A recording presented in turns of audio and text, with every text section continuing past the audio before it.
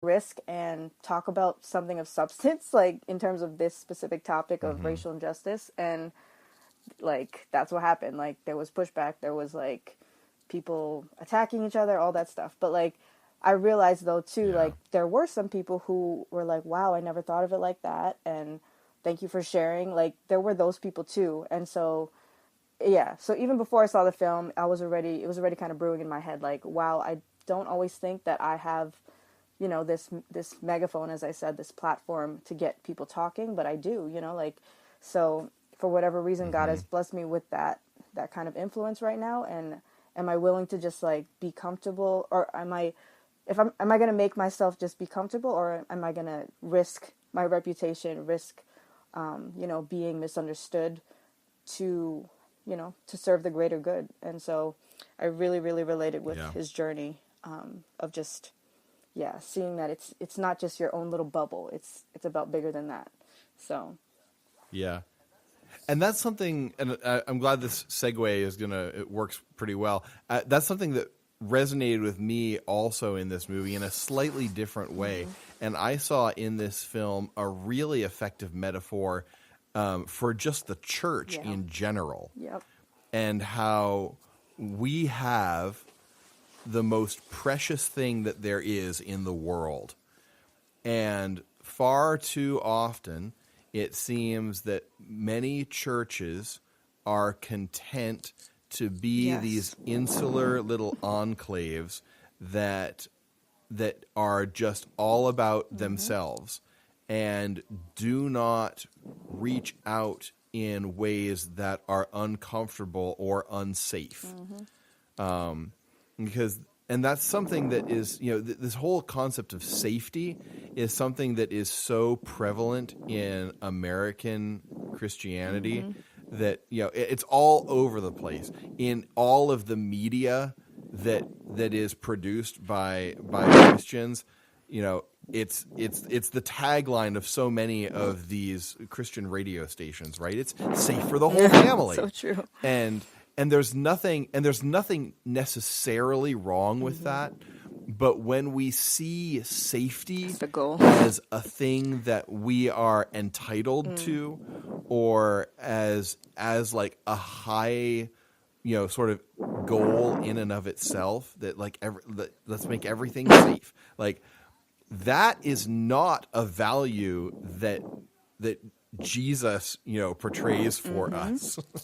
you know Jesus goes and like absolutely smashes all of the social mores that like keep people separated and comfortable and Mm-hmm. safe.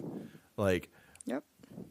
he's talking with the people that are shunned by society. He's talking with the people that you don't want talking to your kids. He's talking to the people who are seen as traitors to Mm-hmm. Israel.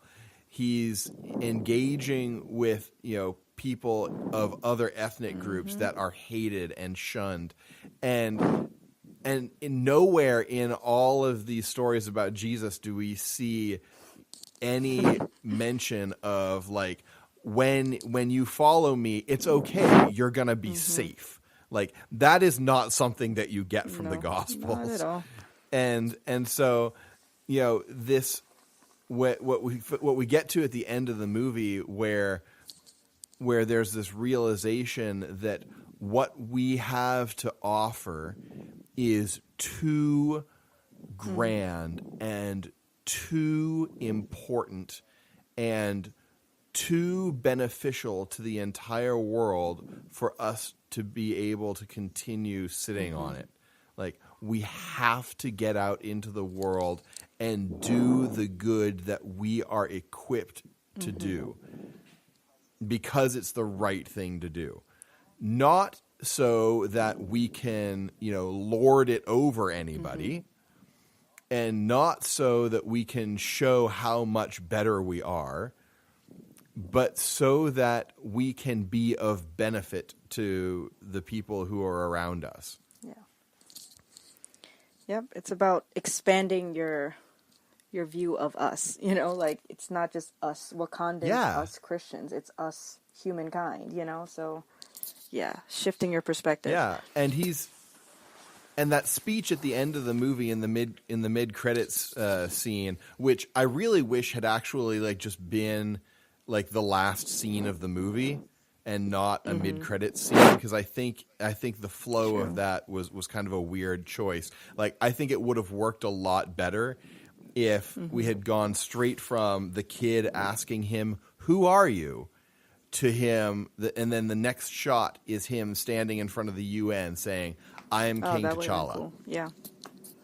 Yeah, I think that would have worked a lot better. Marvel, call me. I can give you good ideas. For editing. That's right.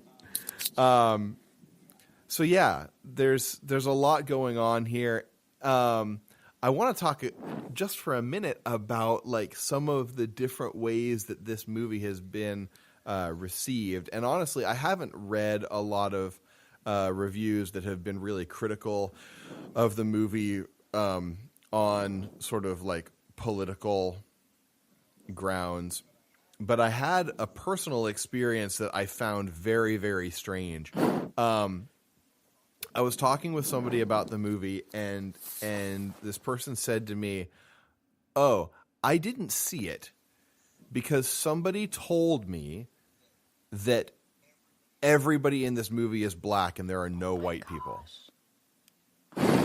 And I was a little bit at a loss as to how how did you engage react? with I don't that. know how I would have reacted. Well, what I did say was, it's a movie that's set in Africa. Mm-hmm. It's all about a nation in Africa where there are no white people. And so it makes a lot of sense for there not to be like a lot of white people in the movie. And there are some. Exactly.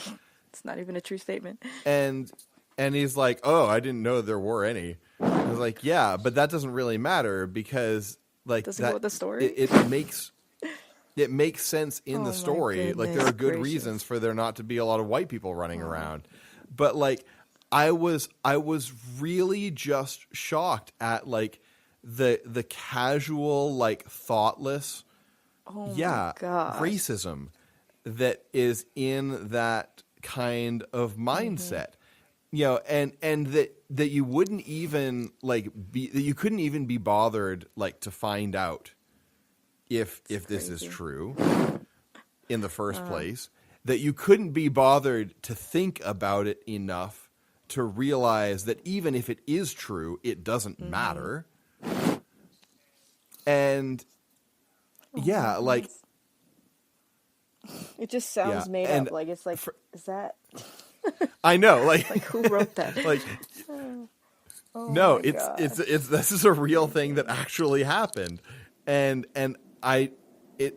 the whole concept of like judging a person as inferior because of the color of their skin has never made any sense to me.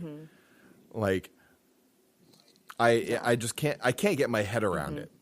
Like, and I can understand having, criticisms of, what we see of like African American culture, because just steer away from that. I don't. We might get in enough trouble as it is. So we don't need to open that particular can of worms today. Like I can understand like having criticisms of like the way that a culture is. But you could critique any culture, and they're all going to fall short of absolutely. So absolutely. There's going to be things to to call out no matter where you look and who you're looking at. So yeah, that was a truly bizarre experience. I don't know that I've ever actually like in real life, like with somebody that I'm talking to, actually experienced that level of casual racism. Wow. Yeah, that was kind of wild. Yeah. So anyway, that is kind of most of what I had to say, substantive about that movie. There are a couple of little just interesting trivia things that I wanted to get in here as well. Reed Lackey of the Fear of God podcast, one of our fellow More Than One Lesson faculty members, said to me when we were doing our Doctor Strange episode that he had heard a theory that the Soul Stone was in Wakanda. That is interesting. And that, I think that would have made a lot of sense given the whole ancestral plane thing. And I think it's interesting how heavily they're leaning into the elements of mysticism now. That's true. In the MCU. Doctor Strange just kind of totally opened the floodgates for that. Jeff Mitchell and I talked a little bit about the implications that had in Thor Ragnarok, and it's even more present, I think, in this movie. And I think we're supposed to just accept that the ancestral plane is one of these like many dimensions that we hear about first in Doctor Strange. But the way that it functions, I think it would have been really cool if that actually turned out to be because the Soul Stone was there in Wakanda. That is very cool. Yeah, and you haven't seen Infinity War yet, so I'm not gonna spoil anything about where the Soul Stone actually is. But it's not in Wakanda. Yeah, that would have been genius. Though. Oh my gosh. Yeah, that would have been kind of cool. Let's see. Was there something else?